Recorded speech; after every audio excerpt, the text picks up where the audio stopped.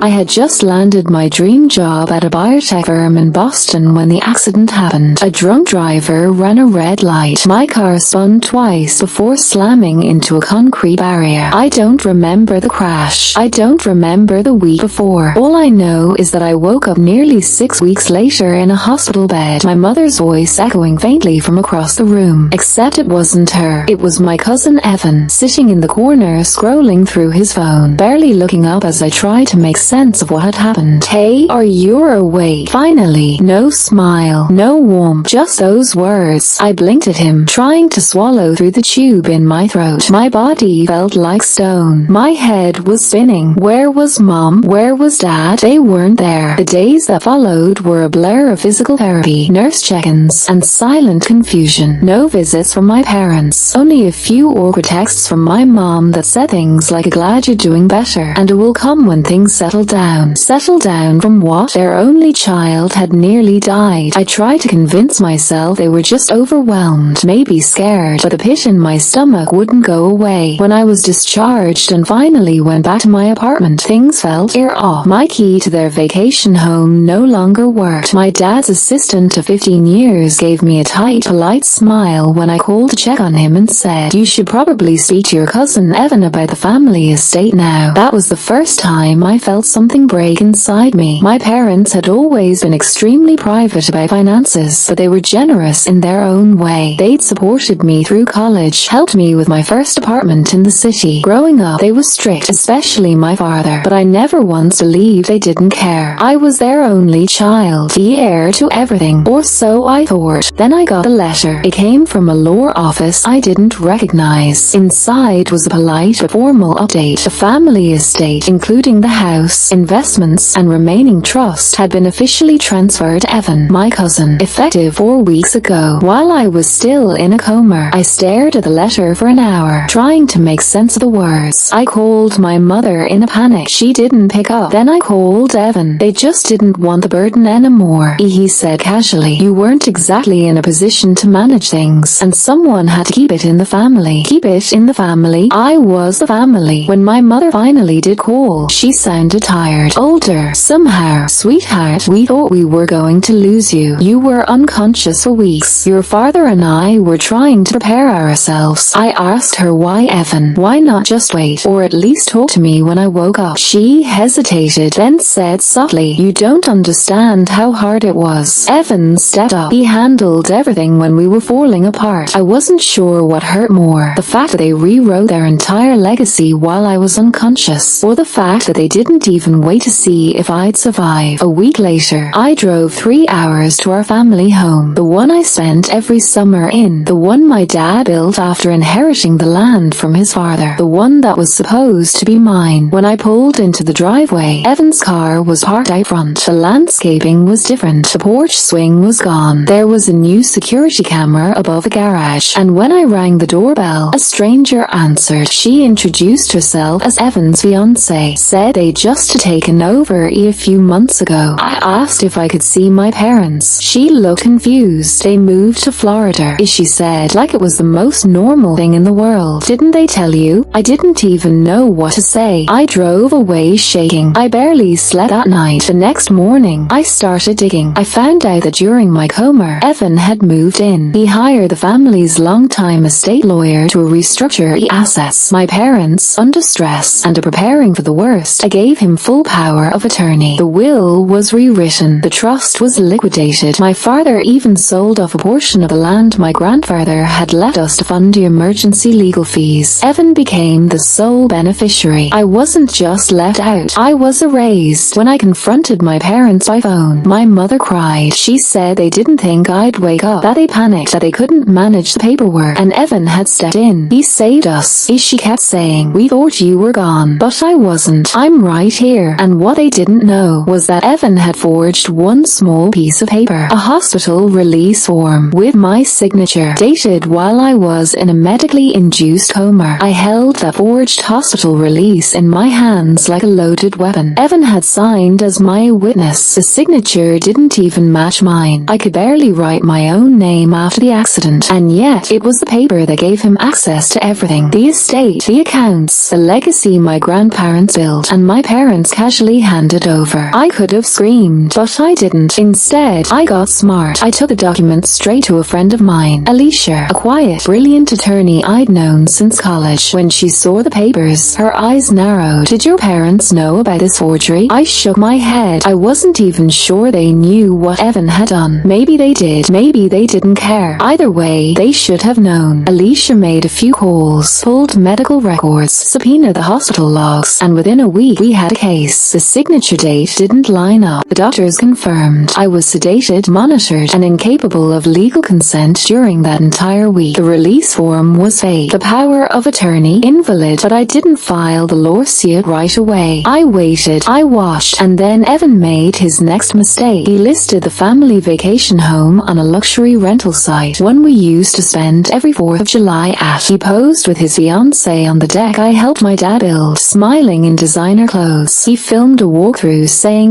"We just love the charm of this place. It's been in the family for generations." Generations. The irony nearly made me laugh. That was my turning point. I wasn't just going to get justice. I was going to burn the illusion of what Evan thought he'd stolen. I filed the case, quietly, strategically. Fraud, forgery, asset theft during medical incapacitation. And then I sent copies of the lawsuit, certified and time-stamped, to 3 people. 1. My parents. 2. The family estate lawyer. 3. Evan himself. The fallout began within 48 hours. My mom called me sobbing. "You're suing the family?" she asked. "We didn't know. We thought Evan was helping." I didn't scream. I didn't cry. I simply said, "You signed me away like I didn't exist. You handed everything to a cousin and hoped I wouldn't notice. You wrote me off while I was still fighting to live. What did you think would happen?" She didn't respond. The court proceedings were brutal and eye-opening. Emails surfaced. Evan bragging to a friend that this Coma thing was the best timing ever. He had offered to help my parents only if they made him sole beneficiary. He even lied to them, saying I had written a living will months ago that said I didn't want to inherit. Of course, that document never existed. But the biggest shock, my father knew. He wasn't tricked. He was tired. Tired of responsibility. Tired of managing estates. Tired of a daughter who, in his words, always needed to be rescued. That line broke me, but it also freed me, because it proved everything I'd feared was true. They didn't just give Evan my inheritance, they gave him my place in the family. And now, it was time to take it back. We won the case. Not only was the will reversed and the estate returned to me, Evan was charged with felony fraud, fined heavily, and lost all rights to represent the family trust again. The judge called it a gross and calculated abuse of medical vulnerability. But I didn't stop there. I sold the house, the vacation property, even the family antiques. I gave half the money to medical charities and trauma victims, people like me. And the rest, I used it to start over. Far from them. Far from Evan. Far from the people who call themselves a family. A year later, I got a letter from my father. No return address. Just a few lines scribbled in his lock handwriting. "Maybe we didn't deserve you. Maybe we failed you when you needed us most. I hope someday you'll understand we were just afraid." Afraid? So was I. But I didn't abandon them when they were weak. I didn't erase them. That's the thing about betrayal. It doesn't come from strangers. It comes from the people you'd never think could lie to you while you're unconscious in a hospital bed. And when they do, you don't just heal. You rise. You take back what was yours. You rebuild. And you remember. Sometimes the strongest revenge is survival with grace. Clapperboard, the end.